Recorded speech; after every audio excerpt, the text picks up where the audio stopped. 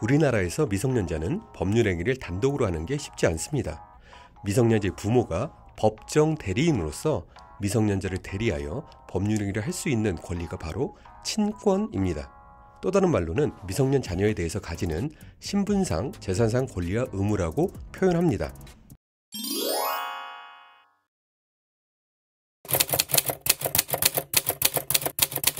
자녀가 미성년자일 때만 친권이 발생하는 것이고, 나이가 들어 성년이 되면 친권은 자동으로 소멸합니다. 성년인 자녀는 단독으로 법률행위를 할 수 있기 때문인 거죠.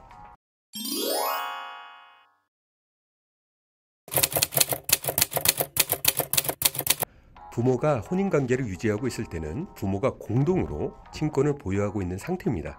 하지만 이혼하는 경우에는 친권자를 별도로 지정해야 합니다.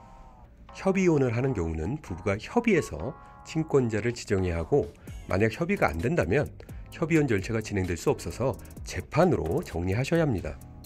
재판이혼을 하는 경우에는 가정법원이 직권으로 친권자를 정합니다. 법원의 입장은 단독 친권이 원칙이나 판결이 아닌 조정으로 공동친권이 정해지는 경우도 있습니다. 이 경우는 공동친권을 원하는 이혼 당사자 간에 원만한 조율 및 조정이 되어야만 공동친권이 가능할 수 있습니다.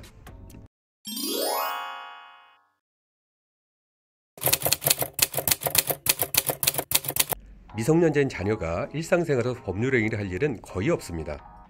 일상생활에서 친권자의 동의가 필요한 대표적인 사안은 자녀 명의로 통장을 만들거나 보험 가입을 할 때 등 금융거래를 하려고 할 때, 자녀의 취약시 또는 전학 등 학교와 관련된 일을 처리할 때, 자녀가 병원에서 수술을 받을 때, 자녀의 해외여행이나 유학을 위해 여권을 만들거나 비자를 신청할 때 등입니다. 위와 같은 상황에서 친권자의 동의가 필요한데 자녀의 친권이 공동친권으로 되어 있을 경우 한쪽만의 동의로 업무가 처리되는 경우도 있지만, 공동친권자 모두의 동의를 요구하는 경우도 종종 있습니다. 이러한 부분은 정책이나 시대의 흐름에 따라 변동될 수 있으니 각 기관에 직접 확인해 보시는 게 좋습니다. 이런저런 번거로움이 생길 수 있으므로 가급적 단독 친권을 추천해 드립니다.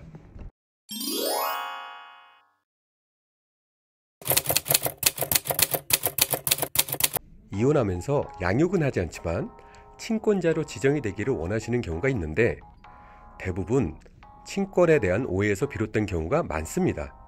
예를 들어 본인과 자녀의 혈연관계가 단절된다고 생각하거나, 양육자가 단독으로 자녀의 성본을 바로 또는 마음대로 바꿀 수 있다고 생각하시는 경우가 있습니다. 하지만 이런 부분은 친권자 지정과 전혀 관계가 없습니다. 이혼 이후에 자녀의 가족관계 증명서를 발급받아 보면 부 또는 모의 지위는 변함이 없고, 자녀의 성본을 바꾸기 위해서는 법원에 성본 변경 신청을 해야 하고, 법원은 자녀의 복리를 위해서 꼭 필요한 경우에만 제한적으로 성본 변경 결정을 내려줍니다. 그러니 양육하지 않으면서 친권자 지정에 목숨 걸지 않으셔도 됩니다.